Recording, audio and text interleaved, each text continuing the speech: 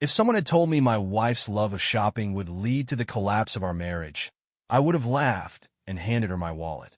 Turns out, the real price of her boutique obsession wasn't the credit card bill. It was my trust. You think you know someone after 10 years of marriage, but apparently, I underestimated the allure of impeccable taste. I'm James, 37, a mechanical engineer who's always been more interested in fixing machines than understanding people. My wife, Laura, 34, is a graphic designer with a keen eye for aesthetics and a love for all things beautiful. Our marriage wasn't perfect. What marriage is? But I thought we were happy. We had a comfortable life, supported each other's passions, and celebrated the little things. Or at least, that's what I believed. Laura's always had a thing for shopping. It wasn't excessive or reckless, just a way for her to unwind and express her creativity.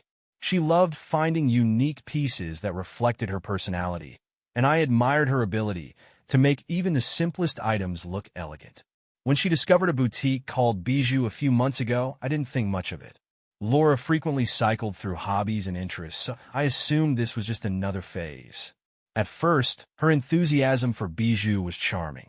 She'd come home with carefully wrapped bags, excitedly showing me her latest finds, a scarf, a dress, a piece of jewelry. She'd gush about the boutique's curated collections and how everything felt so personal. She also mentioned Derek, the owner, more than once, praising his impeccable taste and his ability to make customers feel special. I brushed it off as harmless. Laura was a people person, and she had a knack for building connections wherever she went. If Derek was good at his job and made her shopping experience enjoyable, I didn't see the harm. But then her visits to Bijou became more frequent. It started subtly, an extra stop on her way home from work, a quick trip on the weekends. She'd come back with more bags, more stories about Derek and his incredible eye for detail. She'd light up when she talked about the boutique, her enthusiasm bordering on obsession. I told myself it was nothing. Laura had always been passionate about her interests, and if Bijou made her happy, who was I to complain? But over time, I began to notice changes in her behavior that didn't sit right with me. Laura started dressing up more than usual, even for casual outings. Her wardrobe had always been stylish, but now she seemed to put extra effort into her appearance, as if she were preparing for something or someone.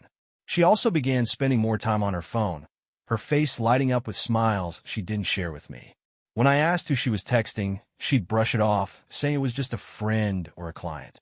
One evening, while tidying up, I noticed one of her shopping bags on the counter.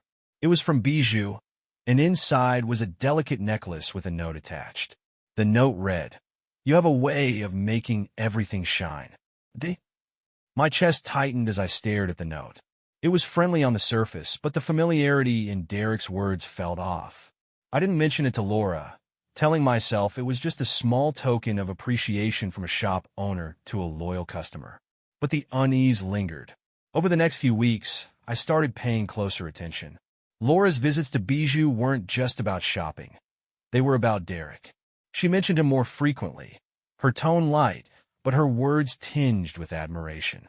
She called him charming and brilliant, describing their conversations about art and fashion as though they were something extraordinary.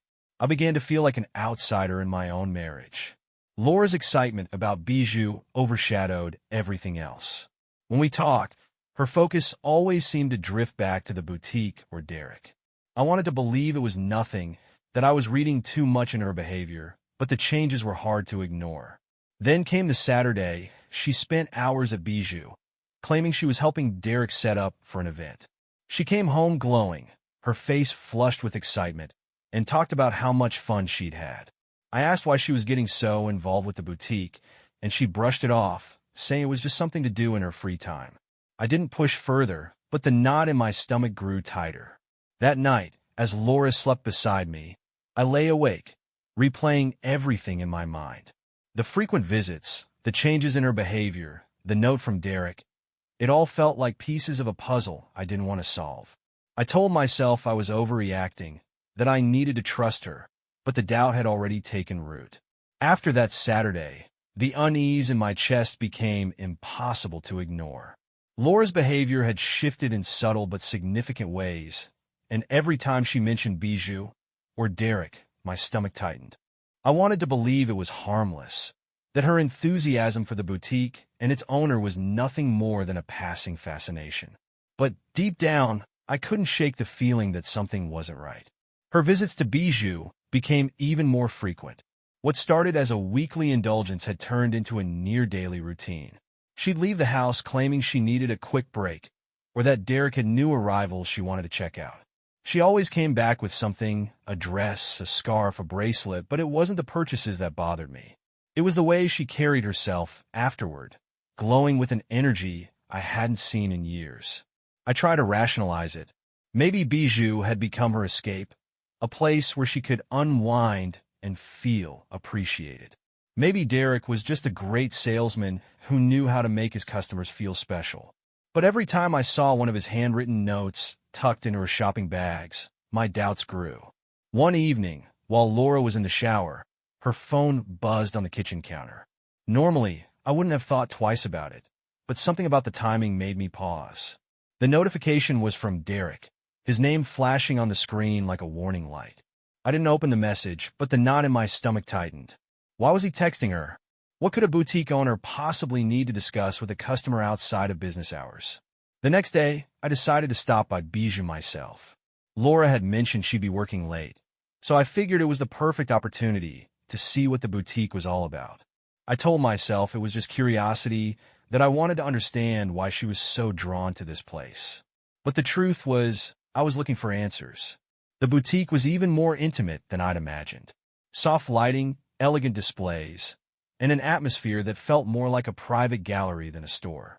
Derek greeted me with a warm smile, his charm as effortless as Laura had described.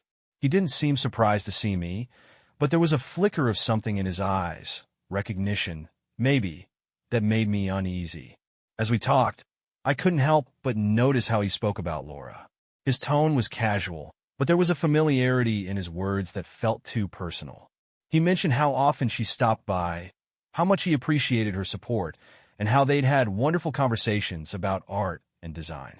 I forced a smile, nodding along as he spoke, but inside, my doubts solidified.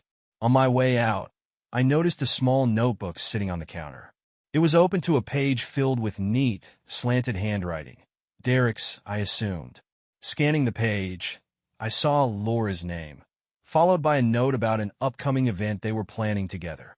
My chest tightened as I quickly turned away, pretending not to have noticed. That night, Laura came home later than usual, her cheeks flushed and her smile wide. She didn't offer much of an explanation, just said she'd been caught up at work and was too tired to talk. I wanted to ask her about Derek, about the event, about the messages I hadn't seen but knew were there. But I held back, afraid of what her answers might reveal. Over the next few weeks, I started keeping a closer eye on her. I began noticing patterns. Her sudden enthusiasm for evening work meetings, her habit of dressing up more than necessary, the way she kept her phone close and her responses vague. It all pointed to something I didn't want to admit but couldn't ignore. The breaking point came one Saturday morning when I was tidying up the living room. I found one of Laura's bijou bags on the floor, and inside was a small box tied with a ribbon. It looked like a gift, not something she'd purchased for herself. Curious, I opened it and found a delicate bracelet with a tag that read, "For someone who inspires beauty in everything." I stared at the bracelet, my mind racing. This wasn't just a customer appreciation gift. This was personal, intimate, and completely inappropriate. Derek wasn't just a boutique owner. He was someone who had crossed the line, and Laura had let him. When Laura came downstairs, she noticed the bag on the table and froze. Her expression was hard to read. Surprise, guilt, maybe even fear. I asked her about the bracelet, keeping my tone calm but firm. She hesitated for a moment before brushing it off as just a small gift from Derek. She claimed it wasn't a big deal, that he gave things like this to his loyal customers all the time. But her explanation didn't sit right with me. Her voice was too casual, her words too rehearsed. And the way she avoided my gaze told me everything I needed to know. After finding the bracelet, I couldn't shake the feeling that Laura's connection to Derek wasn't just about shopping. Her casual dismissal of the gift as something he gives all his loyal customers felt hollow, rehearsed. Who receives personalized gifts from a boutique owner anyway? The more I thought about it, the more it gnawed at me. I decided to dig deeper. That week, I started paying attention to details I'd never noticed before. Laura's schedule, her tone when she mentioned Derek, the subtle way she tensed when I asked about her plans, it all painted a picture that felt wrong. She'd grown too careful, too polished, like someone playing a role she wasn't entirely comfortable with. Then, an unexpected opportunity presented itself. Laura left her laptop open on the dining table one morning, an email notification flashing on the screen. It was from Bijou. I hesitated, torn between respecting her privacy and needing answers, but curiosity won out. The email was short, a confirmation for a private fitting session scheduled for that evening. Derek's name was in the signature, along with a note. Looking forward to seeing you. Let's make it unforgettable. My stomach churned as I stared at the screen. A private fitting session? For what? Laura hadn't mentioned anything about it, and the timing felt far too convenient. I decided to follow her. That evening, Laura left the house dressed to the nines, claiming she was meeting a friend for dinner. I told her to have fun, masking the storm brewing inside me, and waited 10 minutes before grabbing my keys and heading out. Bijou's windows were dimly lit, the boutique's usual inviting glow replaced by a softer, more intimate ambience. I parked across the street, careful to keep my car out of sight, and watched as Laura entered through the side door. Derek greeted her with a smile, holding the door open like a scene out of a rom-com. I sat there, my mind racing. This wasn't a casual shopping trip. This was planned, deliberate, and far too private for comfort. Unable to sit still, I stepped out of the car and crossed the street, staying in the shadows as I approached the side of the building. The boutique's windows were partially covered by curtains, but there was a small gap near the back where I could see inside. What I saw made my stomach drop. Laura was standing in front of a full-length mirror, trying on an evening gown that clung to her figure in all the right places. Derek stood behind her, adjusting the fabric, his hands lingering just a second too long. They were laughing, their voices low and intimate, the kind of laughter that comes from a shared secret. I pulled out my phone and started recording, capturing every moment. The way Derek leaned in to whisper something in her ear, the way she smiled and tilted her head toward him, the way his hand brushed her shoulder. It was the kind of chemistry you can't fake, the kind that screamed they were more than just shop owner and customer. Then something unexpected happened. Derek walked to the counter and pulled out a small box, presenting it to Laura with a flourish. She opened it, her face lighting up as she pulled out a delicate necklace. He stepped behind her, fastening it around her neck, his hands brushing her skin in a way that felt far too intimate. I thought that was the worst of it, until he kissed her. It wasn't a quick peck or a playful gesture. It was deliberate, passionate, the kind of kiss that left no room for doubt. Laura didn't pull away. She leaned into it, her hands resting lightly on his arms, as if this was the most natural thing in the world. I felt like the air had been knocked out of me. My wife, the woman I'd loved and trusted for over a decade, was standing in the middle of a boutique, kissing another man like I didn't exist. I recorded everything, every touch, every glance, every moment that confirmed my worst fears. When they finally broke apart, Derek said something that made Laura laugh, and they disappeared into the back room. I didn't need to see what happened next. I had all the evidence I needed. I drove home in a daze, the weight of what I'd just witnessed pressing down on me like a physical force. The betrayal wasn't just in the act. It was in the ease with which she carried it out, the way she'd lied to my face and continued to build a life with me while sharing something so intimate with someone else. I didn't confront her that night. When she came home, glowing and full of excuses about her dinner with a friend, I nodded along, pretending to believe her. Inside, I was already planning my next move. After walking out of the boutique that night, I thought I'd feel a sense of closure, like confronting Laura and Derek would give me the clarity I needed to move forward. But the truth is, it left me with more questions than answers. Seeing them together, the champagne, the laughter, it was one thing to suspect, but another to have it confirmed in such an undeniable way. I returned home that night and didn't sleep. I kept replaying the scene in my head, wondering how long it had been going on, how many times Laura had lied to my face while sneaking off to be with Derek. Her betrayal wasn't just about infidelity. It was about the deliberate deception, the choices she made to prioritize someone else over the life we'd built together. The next morning, Laura was waiting for me in the kitchen. Her eyes were red and swollen, her usual polished demeanor replaced with something raw and unguarded. She started to speak, but I held up my hand, stopping her. "Not now," I said. I wasn't ready to hear her excuses or apologies. I spent the day collecting myself, going over the evidence again and again. The videos, the notes, the text messages, they were all there, a damning record of her betrayal. But what gnawed at me was the possibility that there was more I didn't know, layers of lies I hadn't yet uncovered. That evening, Laura approached me again, this time with more desperation in her voice. She begged me to listen, swearing that it hadn't meant anything, that she'd made a mistake, that she was willing to do whatever it took to fix things. For a moment, I almost believed her. Her tears, her trembling voice, it all seemed so genuine. But then, an unexpected twist changed everything.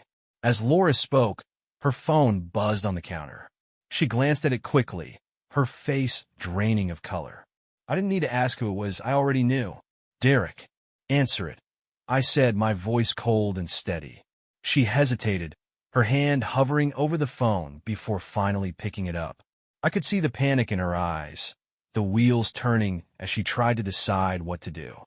Finally, she silenced the call and turned back to me, her voice breaking as she said, "It's over." I ended it. I stared at her, trying to process her words. Was she telling the truth? Or was this just another lie designed to keep me from walking away? But then I noticed something on the screen, a notification from Derek, a text message that had slipped through before she silenced the call. The preview read, "We need to talk about last night." My chest tightened as I reached for her phone. Laura didn't stop me, her shoulders slumping as I opened the message thread. What I found was worse than I'd imagined. The messages weren't just recent. They spanned weeks, maybe even months. Plans to meet up, compliments, inside jokes that were clearly personal. There were photos, too. Some of Laura trying on clothes at the boutique, others of her and Derek at dinners or events she claimed were work-related. But the worst part? The messages continued even after I confronted them at the boutique. Derek had sent her a string of texts apologizing for the scene and asking when they could meet again. Laura's replies were hesitant but far from definitive. She hadn't ended it, not really. She just paused long enough to figure out how to manage the fallout. The betrayal hit me like a tidal wave all over again. Her tears, her promises, her pleas for forgiveness. They were all a performance, a desperate attempt to salvage the image of herself she wanted me to believe in. I handed her the phone without a word and walked out of the room. My decision was made. Revenge wasn't something I ever thought I'd pursue, but betrayal has a way of unlocking parts of you that you didn't know existed. Laura's lies, her pleas for forgiveness while continuing to message Derek, were the final straw. It wasn't enough for me to simply leave her. I needed her to understand the weight of what she'd done. And Derek? He wasn't walking away unscathed either. I started by leveraging the evidence I'd collected. The messages, the photos, the videos. I had everything I needed to expose the truth in a way that left no room for spin or denial. Laura and Derek's actions had already destroyed my trust, but now it was time for them to face the consequences. First, I compiled everything into a concise package. A PDF file with screenshots of their messages, a link to the video I'd taken at the boutique, and a timeline of their affair based on what I'd uncovered. It was neat, irrefutable, and damning. I sent the file to a carefully curated list of recipients. Laura's close friends, her family, and even a few of her colleagues who had unknowingly vouched for her character over the years. The reaction was immediate. Her friends, many of whom had defended her when I first moved out, were stunned. I received a flurry of messages from people apologizing for doubting me, expressing their shock at Laura's actions. Her family, who had always been supportive of our marriage, were devastated. Her mother called me in tears, unable to comprehend how Laura could have thrown away everything we'd built. But that was just the beginning. Next, I turned my attention to Derek. His boutique, Bijou, had built a reputation as an upscale exclusive destination for fashion enthusiasts. His brand thrived on his image, charming, professional, and impeccably tasteful. I knew exactly how to dismantle it. I created an anonymous social media account and began posting snippets of the evidence, carefully blurring out identifying details of Laura, but leaving enough for people to recognize Derek. I included the text messages, highlighting his unprofessional behavior and his habit of crossing personal boundaries with his customers. The posts gained traction quickly. Bijou's loyal customers, many of whom were women, were outraged. Comments poured in, accusing Derek of exploiting his position and demanding accountability.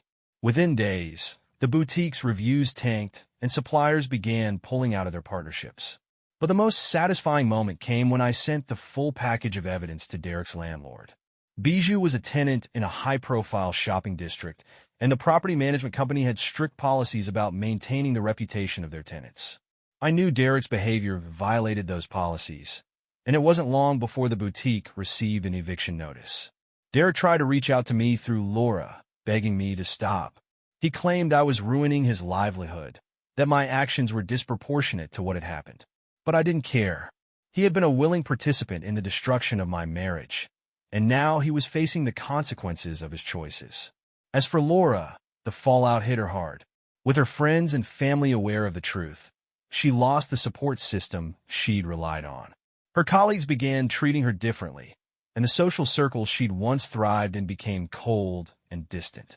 She called me repeatedly, begging for a chance to explain, to make things right. But her words were meaningless. I filed for divorce shortly after.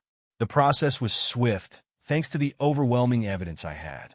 Laura didn't contest the terms. She knew she had no ground to stand on.